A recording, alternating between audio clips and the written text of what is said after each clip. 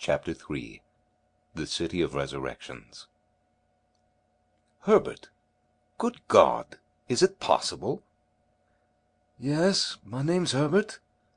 I think I know your face, too, but I don't remember your name. My memory is very queer.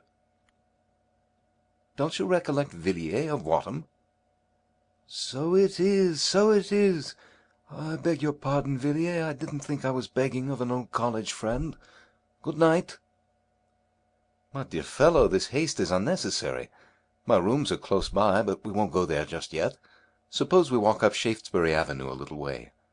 But how in heaven's name have you come to this pass, Herbert? It's a long story, Villiers, and a strange one, too, but you can hear it if you like. Come on, then. Take my arm. You don't seem very strong. The ill-assorted pair moved slowly up Rupert Street, the one in dirty, evil-looking rags, and the other attired in the regulation uniform of a man about town, trim, glossy, and eminently well-to-do. Villiers had emerged from his restaurant after an excellent dinner of many courses, assisted by an ingratiating little flask of Chianti, and in that frame of mind, which was with him almost chronic, had delayed a moment by the door, peering round in the dimly lighted street, in search of those mysterious incidents and persons with which the streets of London teem in every quarter and every hour. Villiers prided himself as a practised explorer of such obscure mazes and byways of London life, and in this unprofitable pursuit he displayed an assiduity which was worthy of more serious employment. Thus he stood by the lamp-post, surveying the passers-by with undisguised curiosity, and with that gravity known only to the systematic diner, had just enunciated in his mind the formula, "London has been called the City of Encounters. It is more than that.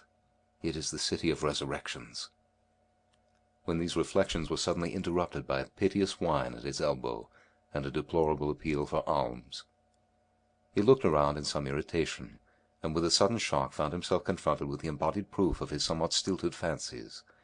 There, close beside him, his face altered and disfigured by poverty and disgrace, his body barely covered by greasy, ill-fitting rags, stood his old friend Charles Herbert, who had matriculated on the same day as himself, with whom he had been merry and wise for 12 revolving terms.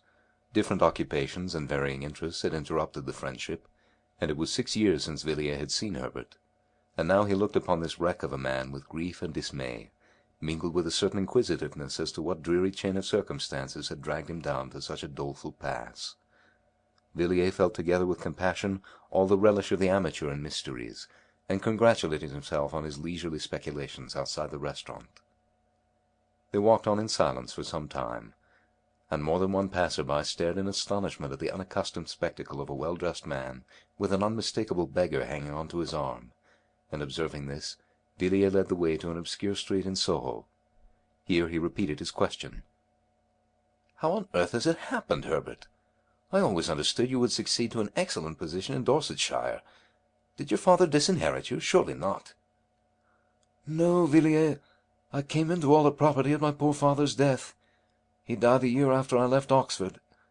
He was a very good father to me, and I mourned his death sincerely enough. But you know what young men are. A few months later I came up to town and went a good deal into society. Of course I had excellent introductions, and I managed to enjoy myself very much in a harmless sort of way. I played a little, certainly, but never for heavy stakes, and the few bets I made on races brought me in money. Only a few pounds, you know, but enough to pay for cigars and such petty pleasures. It was in my second season that the tide turned. Of course you have heard of my marriage?" "No, I never heard anything about it." "Yes, I married, Villiers. I met a girl of the most wonderful and most strange beauty, at the house of some people whom I knew. I cannot tell you her age, I never knew it, but so far as I can guess, I should think she must have been about 19 when I made her acquaintance. My friends had come to know her at Florence. She told them she was an orphan, the child of an English father and an Italian mother, and she charmed them as she charmed me. The first time I saw her was at an evening party. I was standing by the door talking to a friend, when suddenly, above the hum and babble of conversation, I heard a voice which seemed to thrill to my heart. She was singing an Italian song. I was introduced to her that evening, and in 3 months I married Helen. Villiers, that woman, if I can call her woman, corrupted my soul.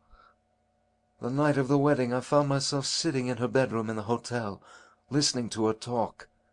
She was sitting up in bed, and I listened to her as she spoke in her beautiful voice, spoke of things which even now I would not dare whisper in the blackest night, though I stood in the midst of a wilderness. You, Villiers, you may think you know life and London, and what goes on day and night in this dreadful city. For all I can say, you may have heard the talk of the vilest. But I tell you, you can have no conception of what I know.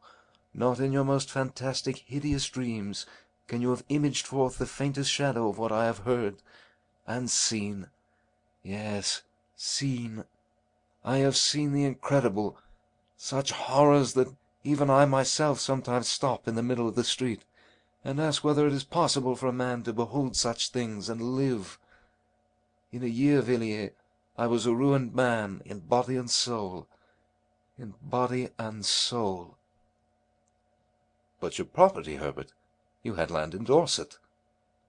I sold it all, the fields and woods, the dear old house, everything. And the money? She took it all from me. And then left you? Yes.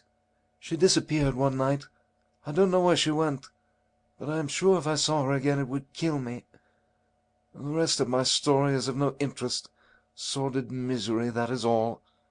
You may think, Villiers, that I have exaggerated and talked for effect, but I have not told you half. I could tell you certain things which would convince you, but you would never know a happy day again. You would pass the rest of your life as I pass mine, a haunted man, a man who has seen hell. Villiers took the unfortunate man to his rooms, and gave him a meal. Herbert could eat little, and scarcely touched the glass of wine set before him. He sat moody and silent by the fire, and seemed relieved when Villiers sent him away with a small present of money. "By the way, Herbert," said Villiers, as they parted at the door, "what was your wife's name? You said Helen, I think. Helen what?" The name she passed under when I met her was Helen Vaughan, but what her real name was I can't say. I don't think she had a name. No, not in that sense. Only human beings have names, Villiers. I can't say any more. Good-bye. Yes, I will not fail to call if I see any way in which you can help me. Good night." The man went out into the bitter night, and Villiers returned to his fireside. There was something about Herbert which shocked him inexpressibly, not his poor rags, nor the marks which poverty had set upon his face, but rather an indefinite terror which hung about him like a mist. He had acknowledged that he himself was not devoid of blame. The woman, he had avowed, had corrupted him body and soul, and Villiers felt that this man, once his friend, had been an actor in scenes evil beyond the power of words. His story needed no confirmation. He himself was the embodied proof of it. Villiers mused curiously over the story he had heard, and wondered whether he had heard both the first and the last of it. No, he thought.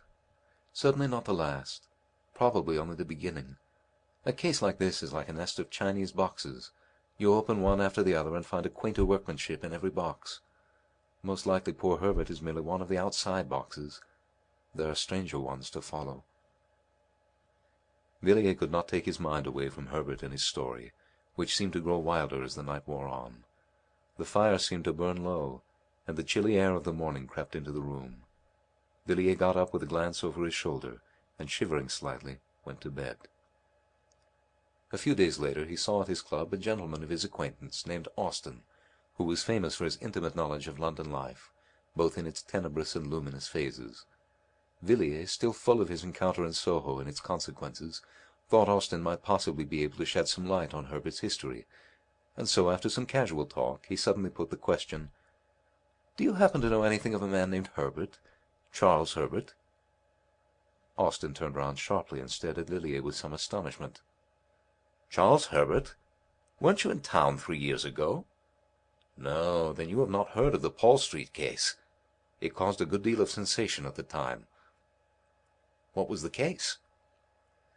"Well, a gentleman of a very good position was found dead, stark dead, in the area of a certain house in Paul Street, off Tottenham Court Road. Of course the police did not make the discovery. If you happen to be sitting up all night and have a light in your window, the constable will ring the bell.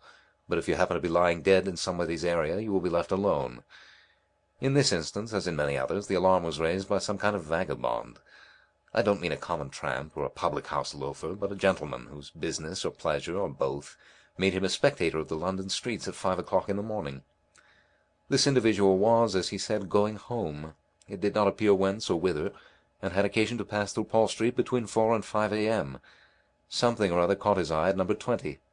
He said absurdly enough that the house had the most unpleasant physiognomy he had ever observed.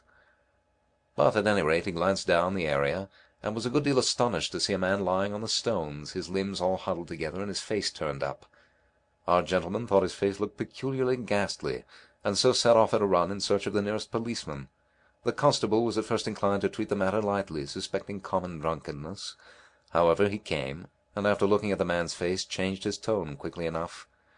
The early bird who had picked up this fine worm was sent off for a doctor, and the policeman rang and knocked at the door, till a slatternly servant girl came down looking more than half asleep. The constable pointed out the contents of the area to the maid, who screamed loudly enough to wake up the street, but she knew nothing of the man, had never seen him at the house, and so forth. Meanwhile, the original discoverer had come back with a medical man, and the next thing was to get into the area. The gate was open, so the whole quartet stumped down the steps. The doctor hardly needed a moment's examination. He said the poor fellow had been dead for several hours, and it was then the case began to get interesting. The dead man had not been robbed, and in one of his pockets were papers identifying him as a man of good family and means, a favorite in society, and nobody's enemy as far as could be known. I don't give his name, Villiers, because it has nothing to do with the story, and because it's no good raking up these affairs about the dead when there are no relations living. The next curious point was that the medical men couldn't agree as to how he met his death. There were some slight bruises on his shoulders, but they were so slight that it looked as if he had been pushed roughly out of the kitchen door, and not thrown over the railings from the street, or even dragged down the steps. But there were positively no other marks of violence about him, certainly none that would account for his death, and when they came to the autopsy there wasn't a trace of poison of any kind. Of course the police wanted to know all about the people at number 20, and here again, so I have heard from private sources, one or two other very curious points came out. It appears that the occupants of the house were a Mr. and Mrs. Charles Herbert. He was said to be a landed proprietor, though it struck most people that Paul Street was not exactly the place to look for country gentry. As for Mrs. Herbert, nobody seemed to know who or what she was, and between ourselves I fancy the divers after her history found themselves in rather strange waters. Of course they both denied knowing anything about the deceased, and in default of any evidence against them they were discharged. But some very odd things came out about them. Though it was between 5 and 6 in the morning when the dead man was removed, a large crowd had collected, and several of the neighbors ran to see what was going on. They were pretty free with their comments, by all accounts, and from these it appeared that number 20 was in very bad odor in Paul Street. The detectives tried to trace down these rumors to some solid foundation of fact, but could not get hold of anything. People shook their heads and raised their eyebrows and thought the Herberts rather queer, would rather not be seen going into their house, and so on, but there was nothing tangible.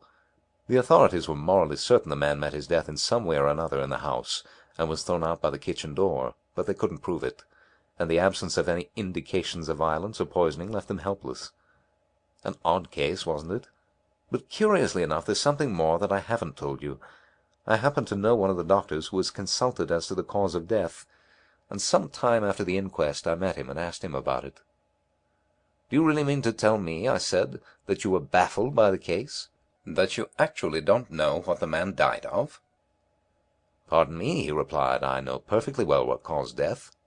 Blank died of fright, of sheer awful terror. I never saw features so hideously contorted in the entire course of my practice, and I have seen the faces of a whole host of dead." The doctor was usually a cool customer enough, and a certain vehemence in his manner struck me, but I couldn't get anything more out of him.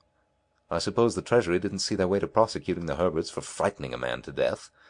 At any rate, nothing was done, and the case dropped out of men's minds. Do you happen to know anything of Herbert?